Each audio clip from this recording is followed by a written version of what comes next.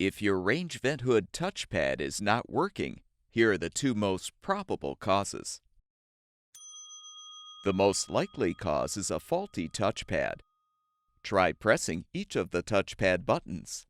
If some of the buttons respond correctly while others don't, the touchpad should be replaced. However, if none of the touchpad buttons respond correctly, it's possible that the main control board is defective. Installing a new control board should solve the problem. Both of the parts shown in this video are available on our website. Be sure to enter the full model number of your product to find the specific replacement part that will fix your range vent hood.